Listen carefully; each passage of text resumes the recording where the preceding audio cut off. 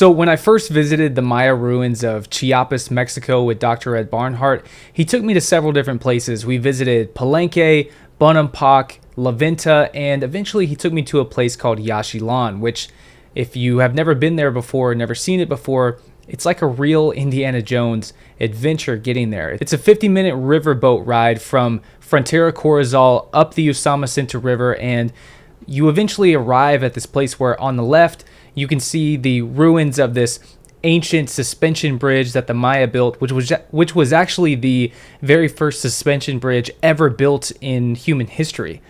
But right above that, you see these ruins and temples kind of poking out of the jungle foliage. And this is one of the first times that I actually saw with my own eyes what more remote ancient Maya ruins would have looked like. And the whole time that we were there, I was peering off a little bit deeper into the jungle, and I would see more and more temples kind of leading off further into the jungle.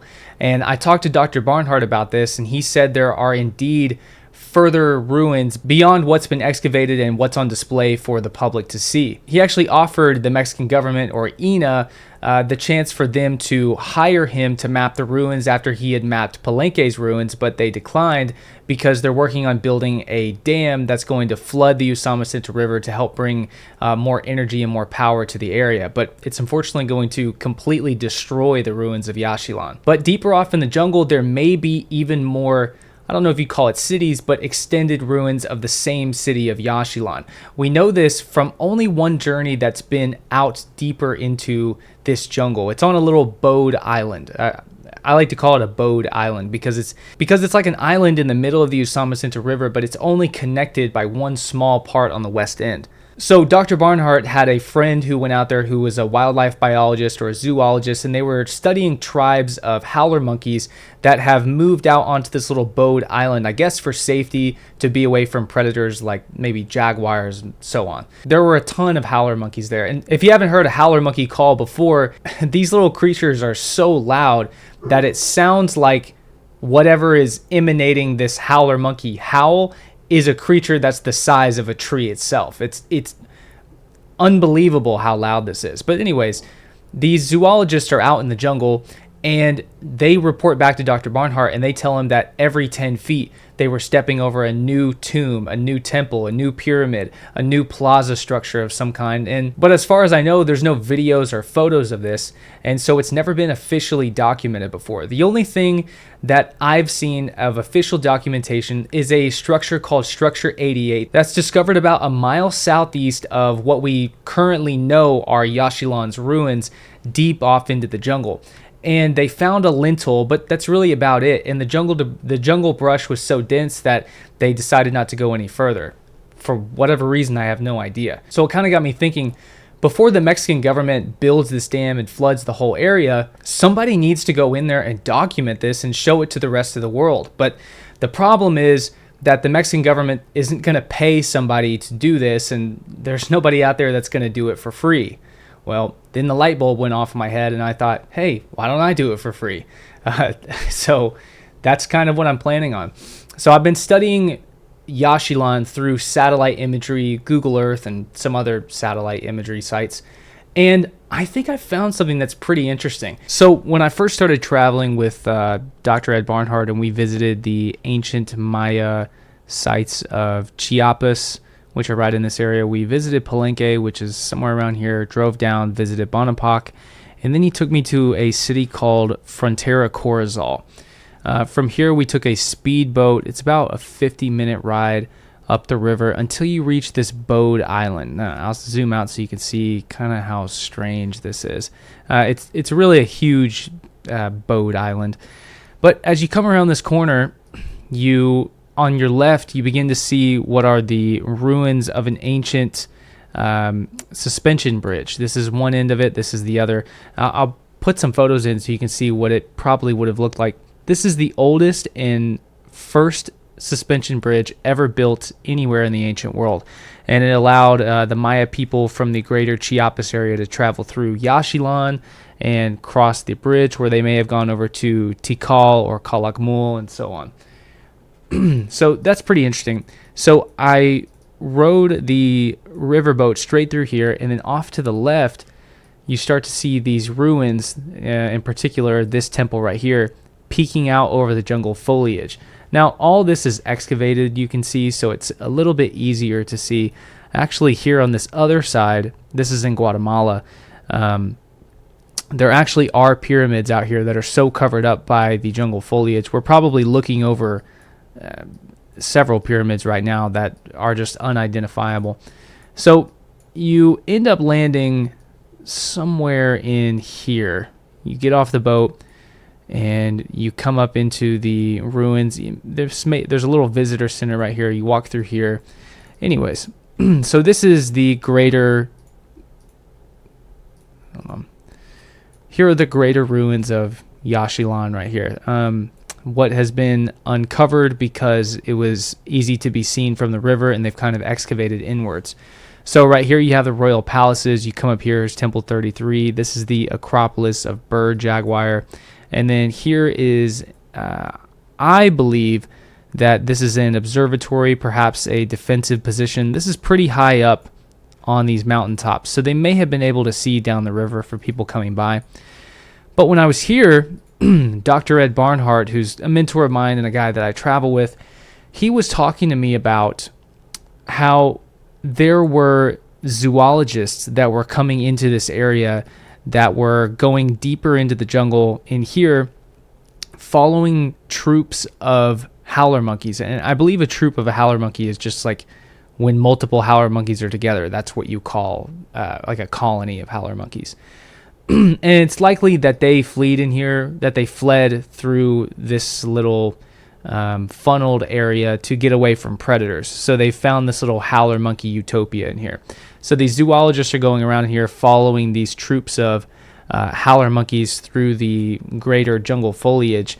And every 10 steps, they said, they would trip over some kind of fallen building, palaces, temples, pyramids, you name it. They were seeing it out here. But this may have been in the late 90s, early 2000s, maybe mid 2000s. And as far as I know, there's no photos or videos of this. So I know for a fact, and some other people know for a fact, that the ruins of Yaxchilan are not just this little area here that's been excavated, but very likely this area here.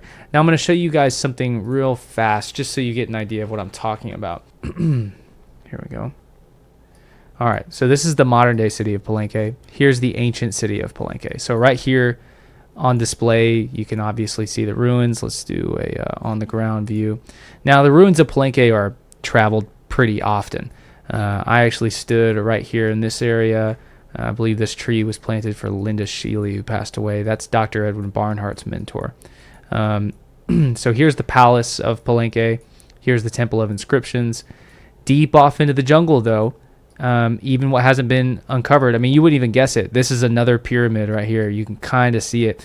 This is the son, I believe, of Lord Pakal, who is buried in the Temple of Inscriptions. Anyways, Dr. Ed Barnhart excavated this or not excavated, but he explored and charted this entire city. And as it turns out, you can kind of see this little square of jungle.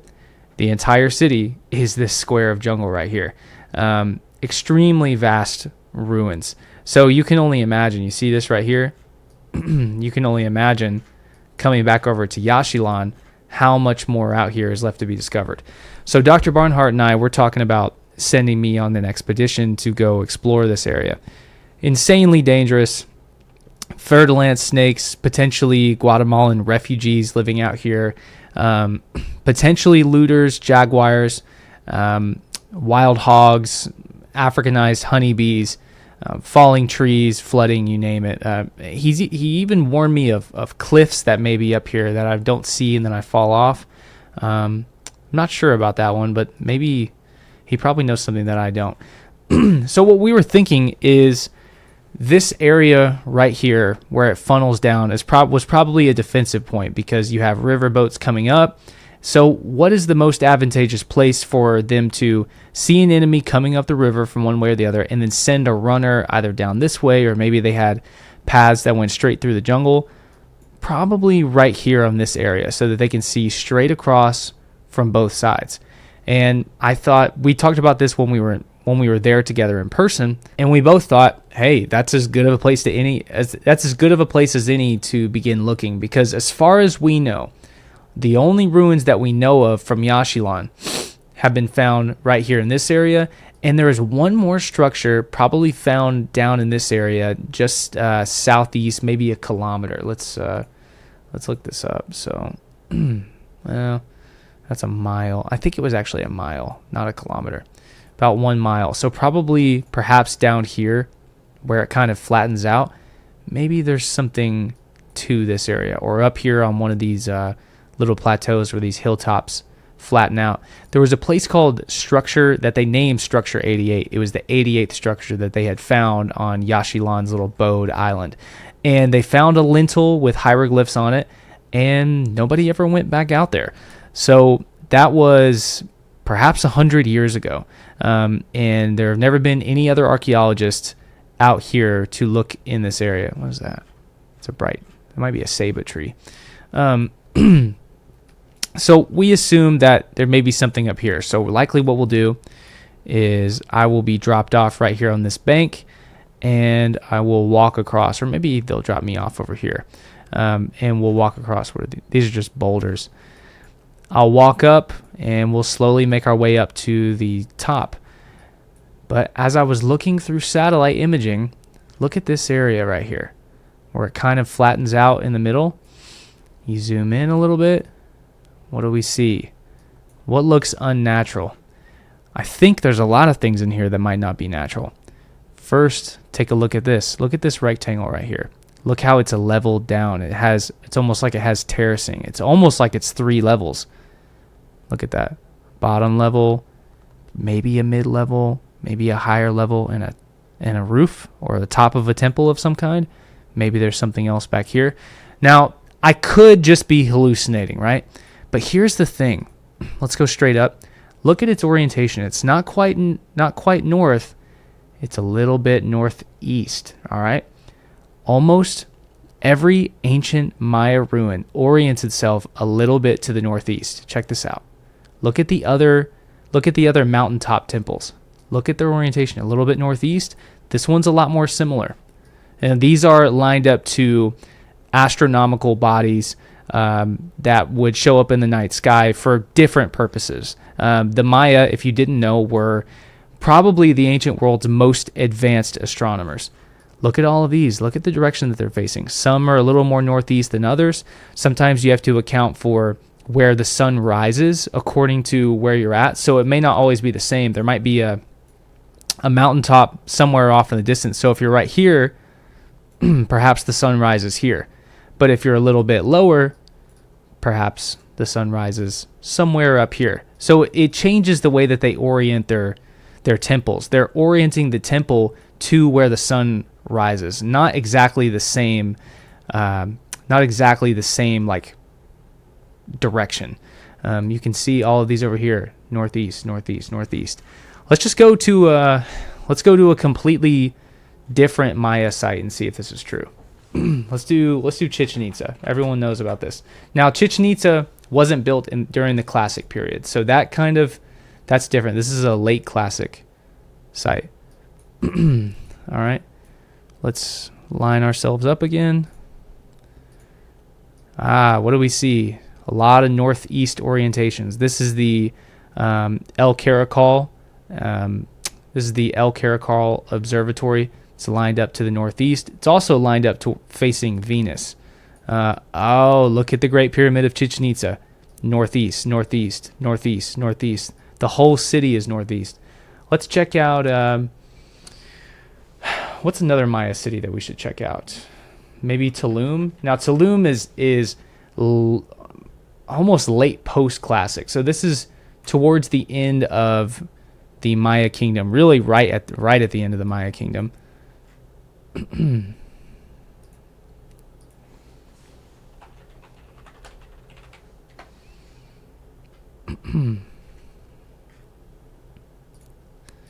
And what do we see again here? Northeast orientation.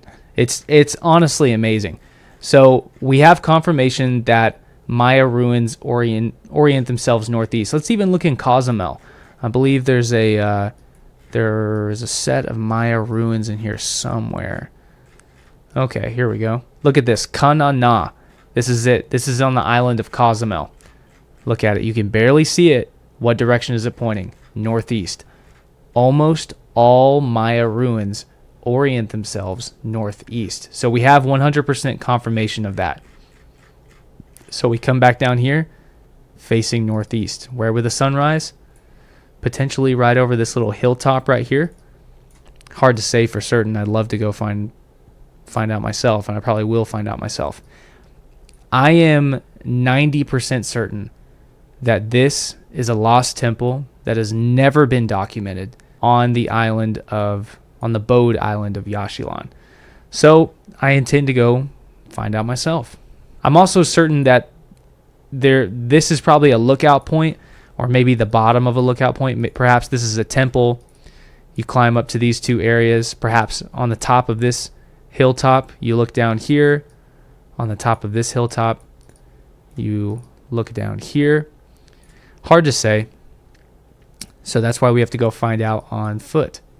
So I plan to go back at some point in 2024. This is probably at the top of my list of adventures I want to go on.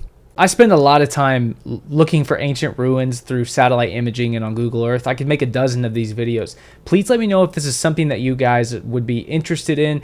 And if you'd like to help support me on this expedition to go find out what these lost ruins are for myself, if they're even lost ruins, really all I ask is that you just like and subscribe. These videos take a tremendous amount of time to write, although I didn't write this video. This one's completely unscripted, but a lot of my videos are scripted, and I record, write, edit them, and do all the artwork myself.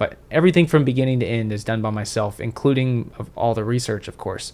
So if you guys like these videos, please like and subscribe for more. And I'll catch you guys soon on Lost Architects of Ancient South America. I think this is going to be a big, big video. So thank you all again. I'll catch you soon.